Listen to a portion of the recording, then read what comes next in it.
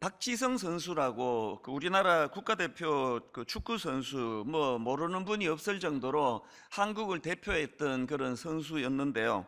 이 박지성 선수가 쓴 책 중에서 더 큰 나를 위해 나를 버리다, 이런 제목의 그 책이 있습니다. 박지성 선수 하면은 2002년 월드컵 때 맹활약을 펼쳐서 4강 신화의 완전한 주역으로 그렇게 자리를 잡았고요. 그 이후에 세계 최고 명문팀이라고 하는 맨체스터 유나이티드에서 활약했던 그야말로 대성한 그런 선수인데요. 그런데 알려진 바로는 이 박지성 선수가 평발이라는 겁니다. 90분 내내 달려야 되는 그 선수 입장에서 이 평발이라는 이 참 불리한 신체 조건 같은데요, 그런 것들을 극복해내고 산소 탱크라는 별명을 얻을 정도로 그렇게 종횡무진 열정적으로 시합에 임하던 선수가 박지성 선수인데, 그 책에 보면은 이 세계적인 선수가 되기까지 그가 견뎌내고 또 치루어내야 됐던 그 수많은 그 열정적인 인내들, 이것들이 참 인상적입니다. 근데 저는 이 선수가 쓴 책 제목이 더 큰 나를 위해 나를 버리다, 이게 참 인상적이었습니다. 근데 그 책에 보면은 제목을 왜 이렇게 잡았는지 설명하는 대목이 나오는데요, 나를 버린다는 것은 끊임없는 변화에 대한 갈구였습니다. 비워야 다른 걸 채울 수 있고 스스로 가벼워져야 힘차게 앞으로 달려갈 수 있음을 절감하고 있습니다. 저는 이 한마디가 정말 그 목회자인 저에게 이게 이거 메모해서 이걸 외워야 되겠다 할 정도로 너무 큰 메시지가 됐습니다. 나를 버린다, 더 큰 나를 위해 나를 버린다, 이 말의 의미는 끊임없는 변화에 대한 자기 자신의 목마름, 갈구였다는 겁니다. 제가 이 부분을 읽으면서 이게 축구나 신앙생활이나 원리는 똑같은 거구나.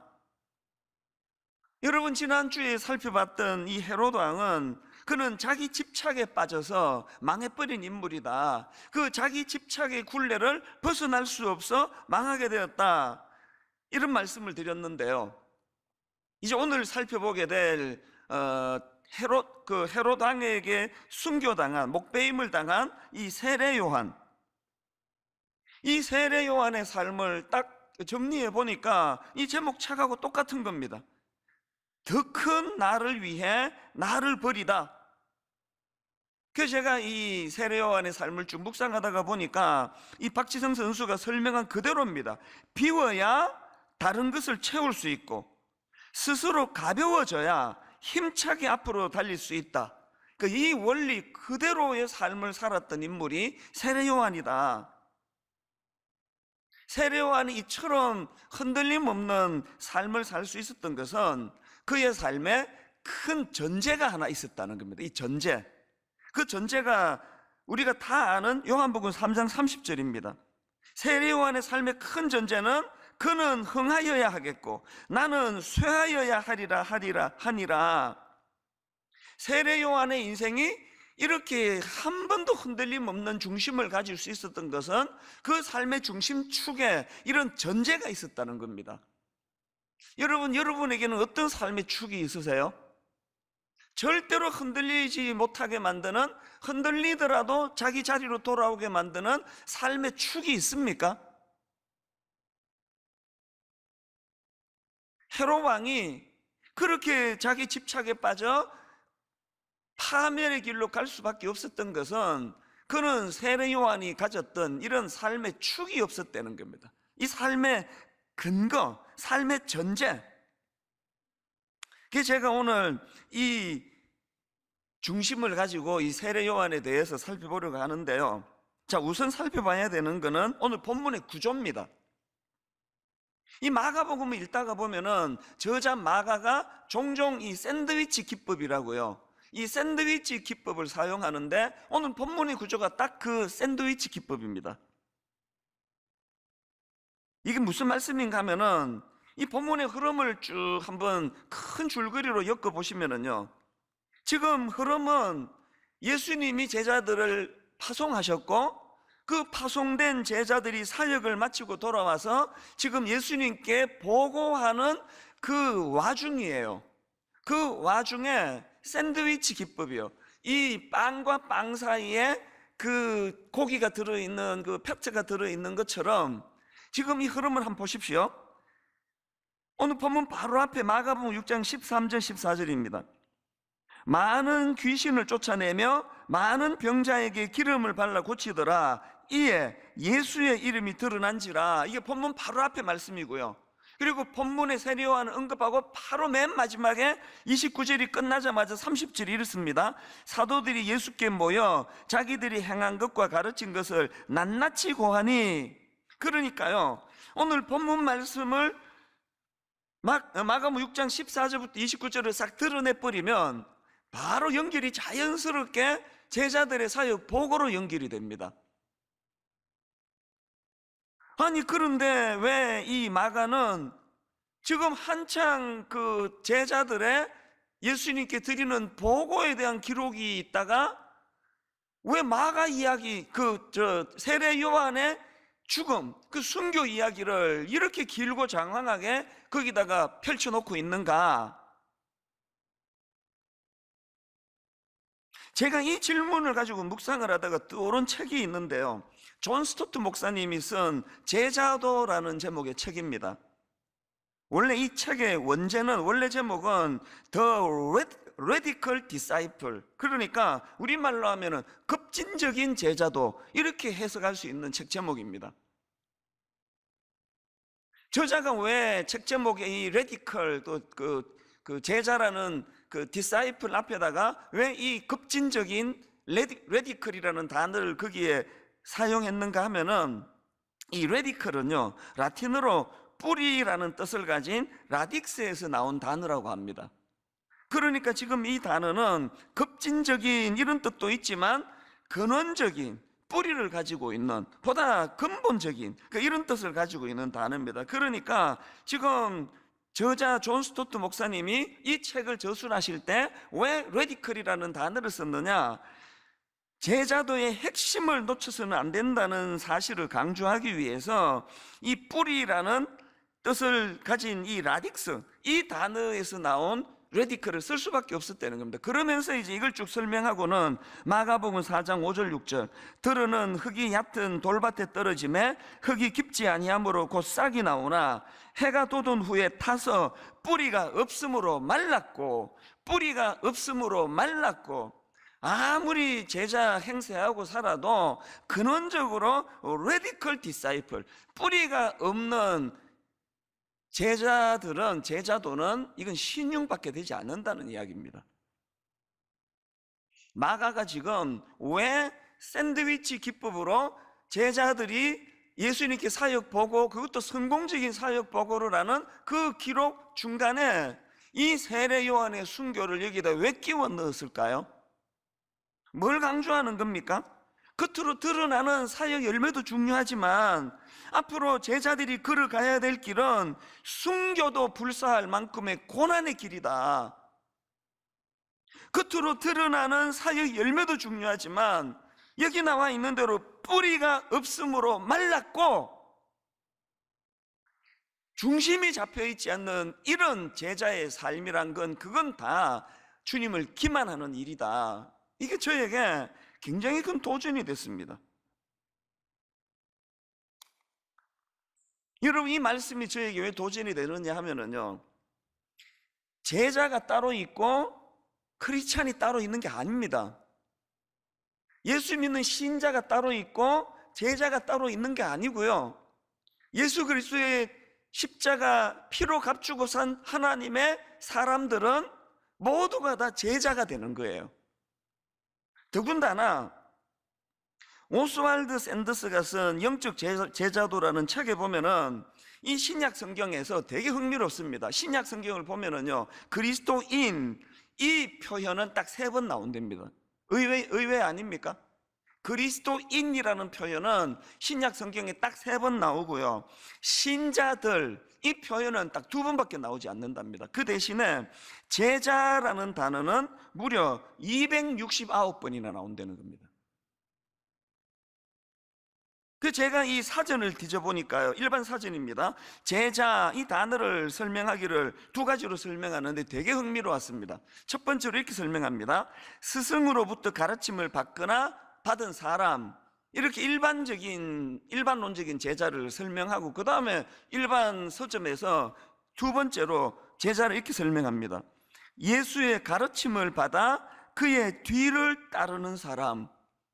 이게 일반 서적에서 이렇게, 사전에서 이렇게 설명하는 게 참 인상적이었습니다. 뭐가 제자라고요? 누가 제자라고요? 예수의 가르침을 받아 그의 뒤를 따르는 사람. 그러면 여러분, 성경에서 크리스찬, 그리스도인이라는 표현은 왜 딱 세 번만 쓰고 신자들이라는 표현은 왜 딱 두 번만 썼는데 제자라는 단어가 무려 269번이나 나올까요? 뭘 강조하는 겁니까?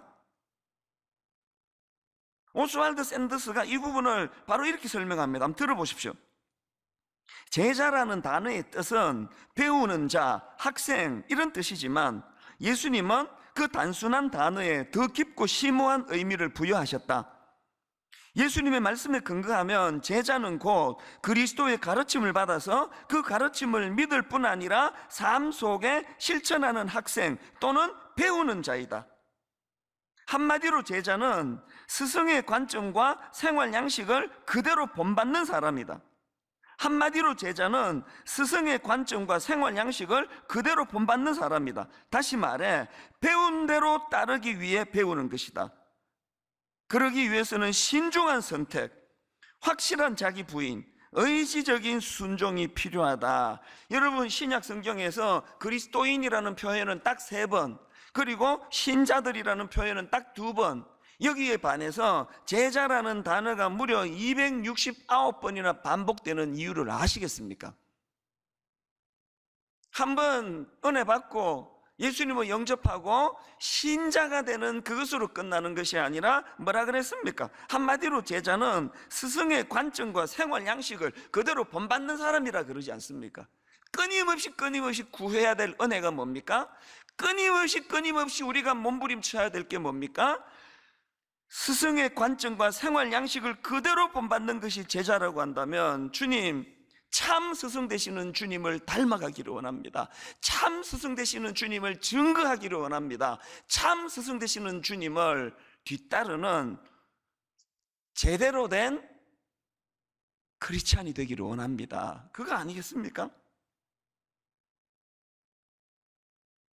이런 점에서 저는 세례 요한이야말로 예수님께 직접 배운 형식상 제자라고 할 수 없습니다. 세례 요한은.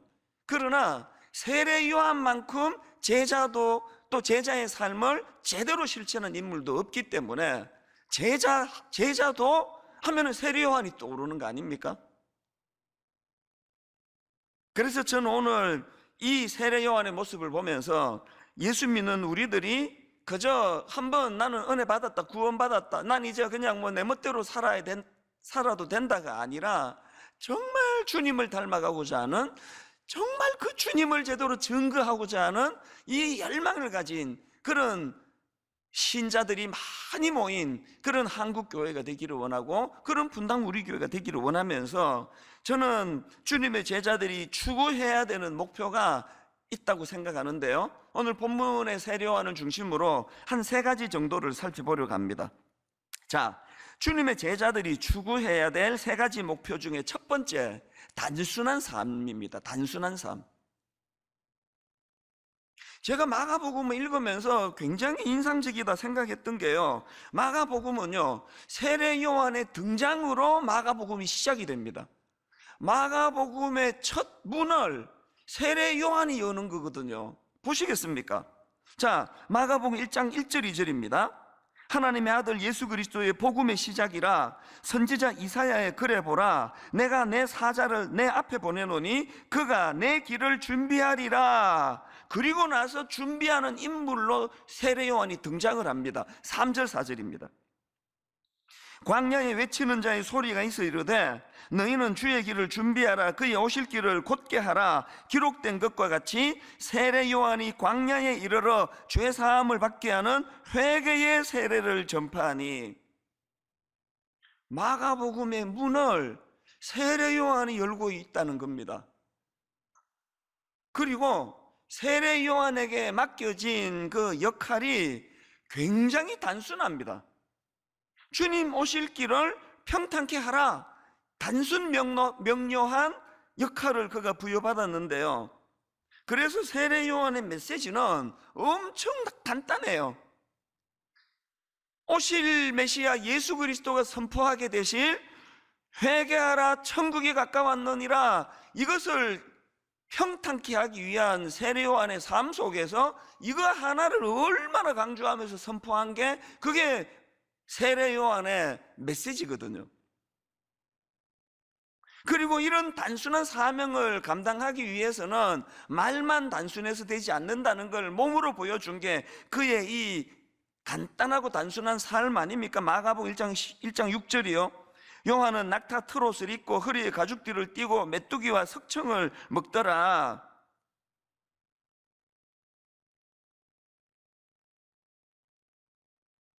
너무나 간단한 사명을 부여받았고 중요하지만 너무나 간단한 메시지를 전했고 너무나 단순 명료한 그런 삶을 살았던 인물이 세례 요한인데요. 저는 이런 세례 요한의 메시지와 삶을 보면서 그 오늘 뺄셈, 이런 제목의 그 책이 생각이 났는데요. 이 책의 저자가 이제 미술을 배운 적이 있나 봅니다.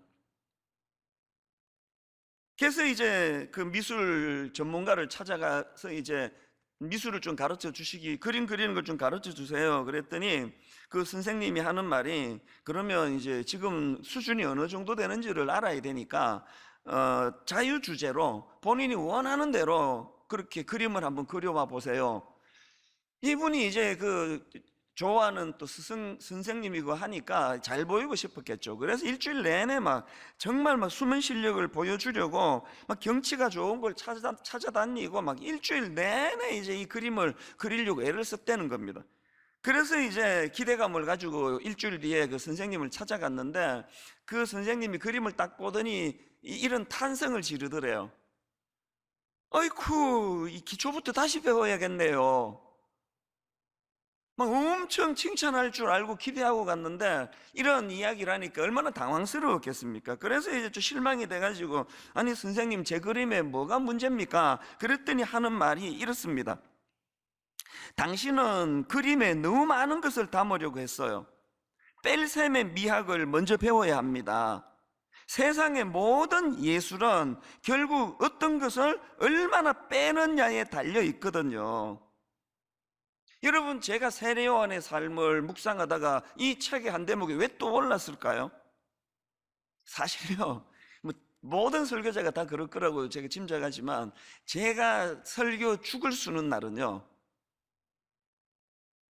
준비한 게 아까워가지고 빼지 않고 전부 다 인용했을 때가 거의 제가 설교 죽을 수 때예요. 그래서 저는 이제 이 설교가 뭔지 조금 알 것 같아요.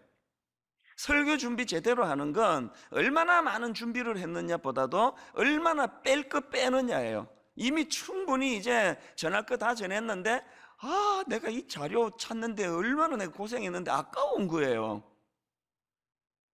그렇게 막 아까워서 다 집어넣은 그 설교는요, 항상 제 마음에 후회가 되는 설교인데, 이게 참 인간의 본능이 그거를 31년 겪으면서도 여전히 그 집착을 못 버리는 게 이게 또 인간 일이니까요.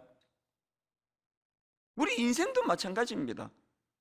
결핍이 돼서 비참한 경우는 별로 없습니다. 60년대가 왜 그립습니까?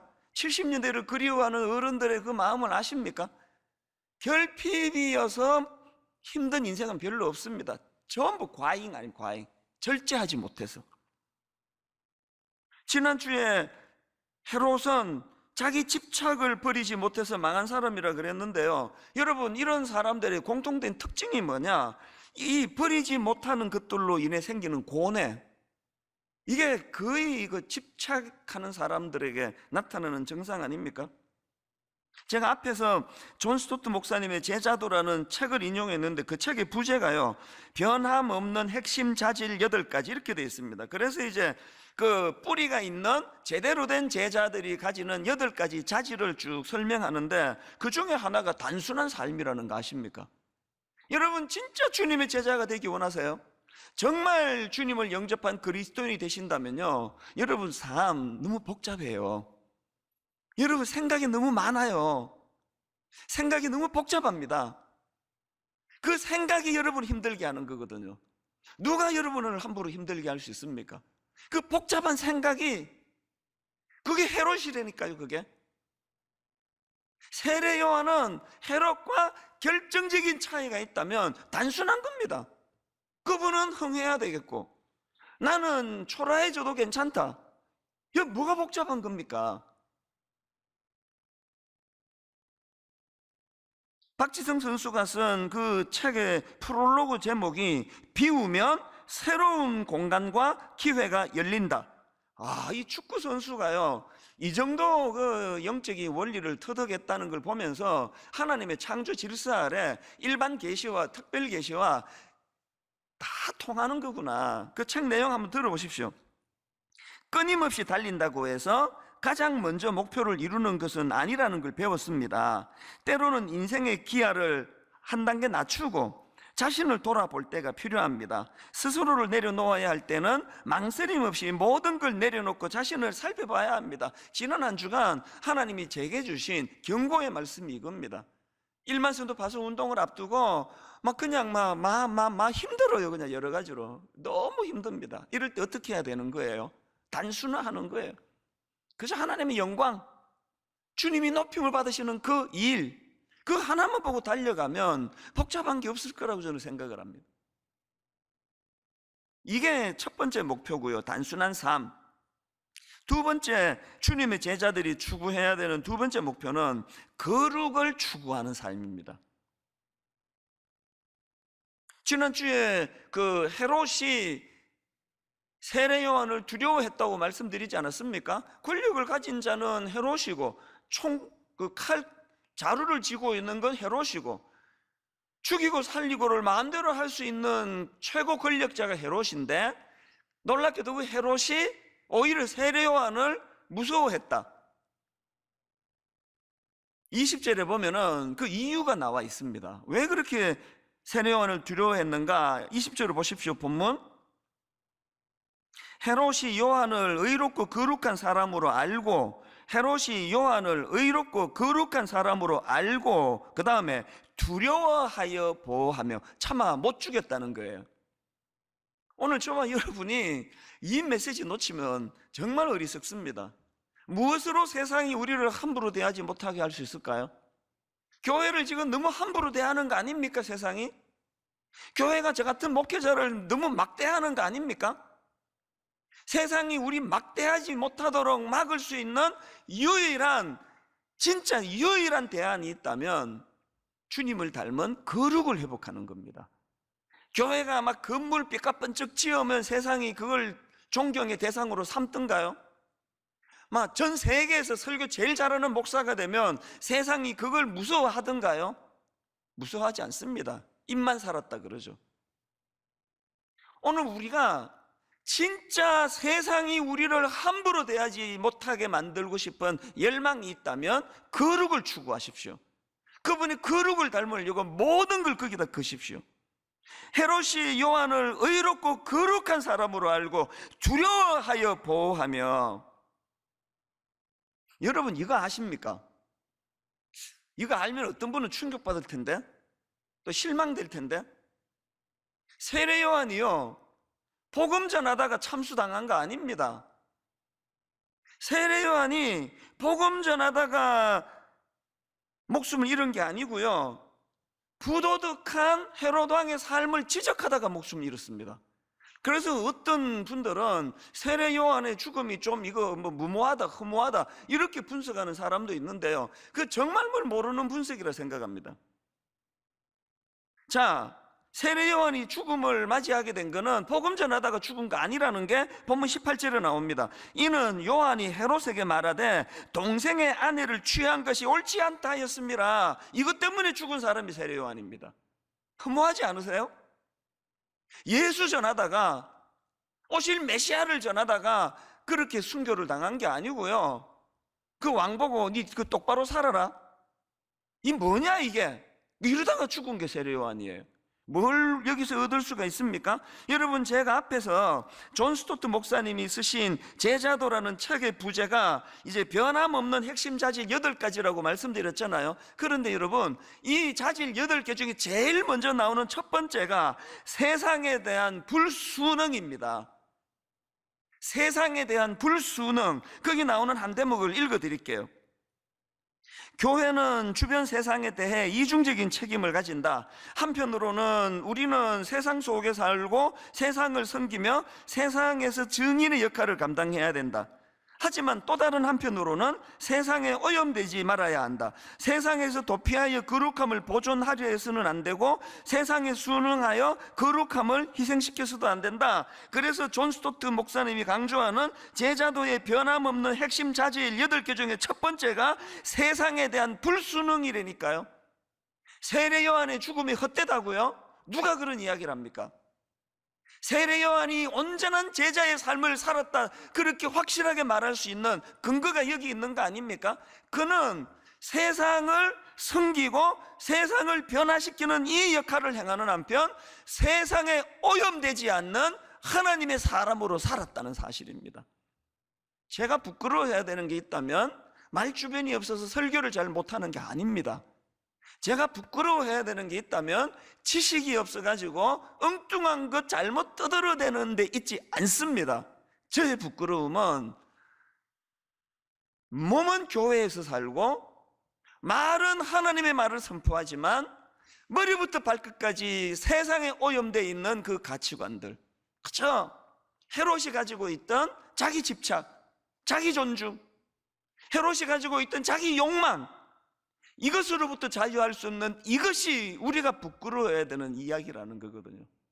세상에 대한 불순응, 입으로 되는 거 아닙니다. 그래서 여러분, 우리는 수없이 반복합니다. 레위기 11장 45절, 나는 너희의 하나님이 되려고 너희를 애굽 땅에서 인도하여 낸 여호와라. 내가 거룩하니 너희도 거룩할지어다. 우리가 진짜 하나님의 백성이 되기 원한다면 첫 번째 조건이 이겁니다. 내가 거룩하니 너희도 거룩하라. 고린도후서 7장 1절, 그런즉 사랑하는 자들아, 이 약속을 가진 우리는 하나님을 두려워하는 가운데 거룩함을 온전히 이루어 육과 영의 온갖 더러운 것에서 자신을 깨끗하게 하자. 오늘 성령님이 참 부족한 저의 입술을 통해서 말씀이 선포될 때 성령의 역사가 나타나 우리 안에 있는 이 오염된 생각과 행동과 악한 것들이 치유되는 역사가 예배 중에 일어나게 되기를 바랍니다. 마지막 세 번째로요, 주님의 제자들이 추구해야 될 세 번째 목표는 고난을 두려워하지 않을 만큼의 모든 것을 거는 삶이에요. 모든 것을 거는 삶. 순교를 두려워하지 않을 만큼, 고난을 두려워하지 않을 만큼 모든 것을 거는 삶. 여러분, 세례 요한 삶의 전제가 요한복음 3장 30절이라 그러지 않았습니까? 그는 흥하여야 하겠고 나는 쇠하여야 하리라. 그는 예수 그리스도를 위해 어느 만큼 모든 걸 올인했느냐, 이렇게 고백할 만큼 올인한 사람. 베드로도 마찬가지 아닙니까? 베드로가 여짜와 이르되 보소서, 우리가 모든 것을 버리고 주를 따랐나이다. 우리가 모든 것을 버리고 주를 따랐나이다. 그런데 왜 오늘 저 같은 목회자들이 왜 너무나 집착하는 게 여전히 이렇게 많은 겁니까? 이게 우리를 피곤하게 만드는 것이라니까요. 사도 바울도 마찬가지 아닙니까? 빌립보서 1장 20절, 나의 간절한 기대와 소망을 따라 아무 일에든지 부끄러워하지 아니하고 지금도 전과 같이 온전히 담대하여 살든지 죽든지 내 몸에서 그리스도가 존귀하게 되게 하려 하나니 이는 내게 사는 것이 그리스도니, 이는 내게 사는 것이 그리스도니 죽는 것도 유익함이라. 사도 바울의 집중력이 느껴지십니까? 예전에 나온 책 중에요, 올인이라는 제목의 책이 있었는데요, 그 책 표지에 나와 있는 문장 하나, 딱 한마디가 이렇습니다. 나는 너를 원한다. 우리가 왜 단순히 살아야 되느냐고요? 주님의 명령이 너무 단순하시기 때문이에요. 나는 너를 원한다. 뭐 잡다한 설명 없습니다. 저를 원하신대요. 여러분을 원하신대요. 이거 복잡합니까? 누가복음 14장 26절, 물은 내게 오는 자가 자기 부모와 처자와 형제와 자매와 더욱이 자기 목숨까지 미워하면 능히 내 제자가 되지 못하고, 이단들이 이런 말씀을 너무나 곡해하는 거예요. 여기서 말하는 자기 목숨까지 미워하면, 앞에 있는 부모와 처자와 형제와 자매와 자기 목숨까지 미워하면, 이거를 글자 그대로 해석해가지고 집 나와라, 가출해라, 네 남편하고 이혼해라, 그건 너무나 가정한 거예요. 여기 나와 있는 미워하다, 이건 원어적인 의미로 살펴보면은 덜 사랑하다, 이런 뜻입니다. 이혼하라는 거 아닙니다. 남편 막 대하라는 거 아닙니다. 부모 함부로 대해도 된다, 이거 아닙니다. 이 의미의 문제예요. 중심의 문제예요. 여기 미워하면은 좀 덜 사랑하라는 거예요. 왜?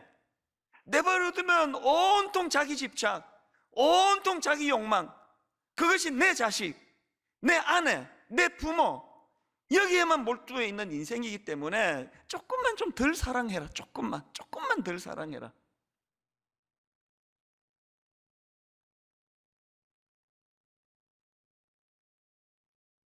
이 세 가지를 늘 마음에 이 묵상 재료로 삼아야 됩니다.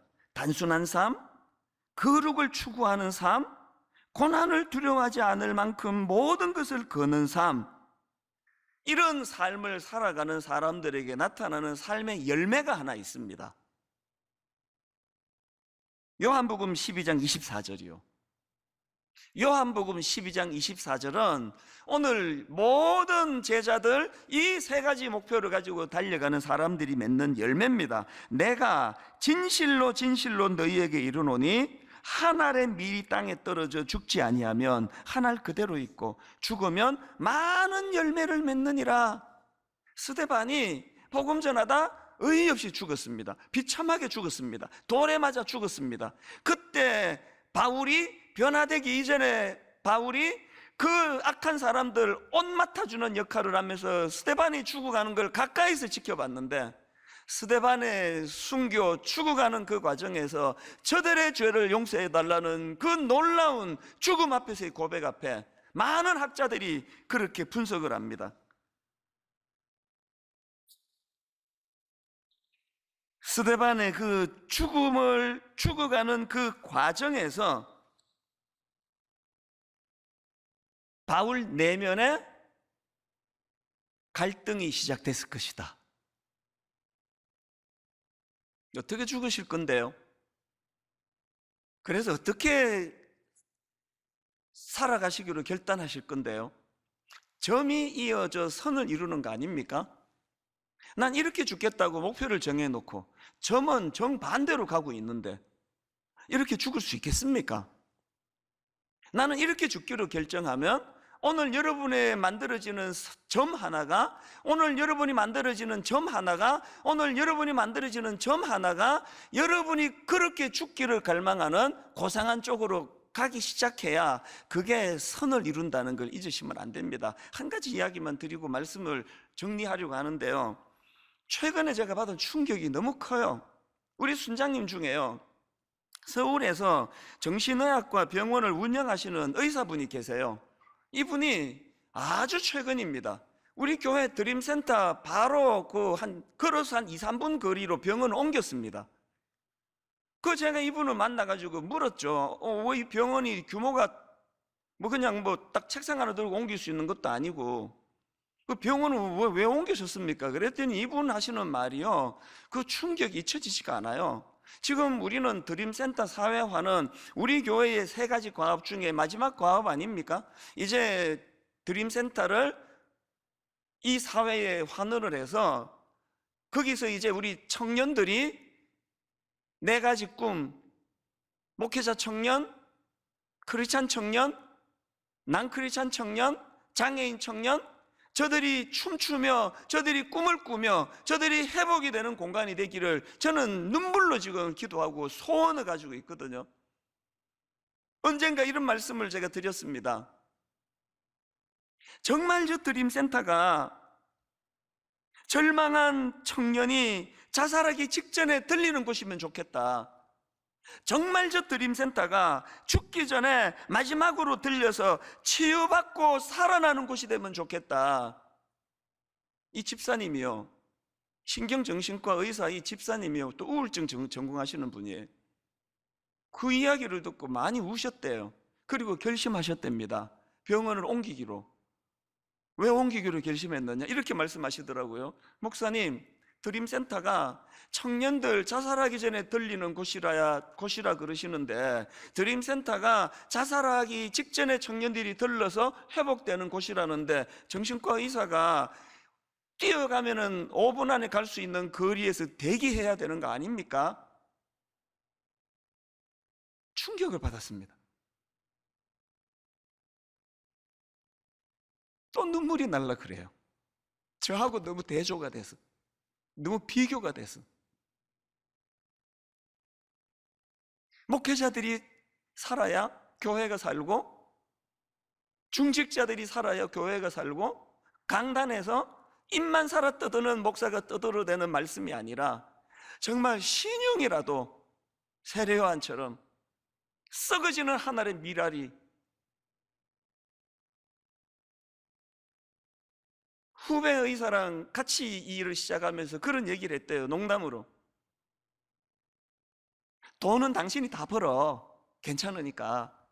돈은 당신이 다 벌기를 원해.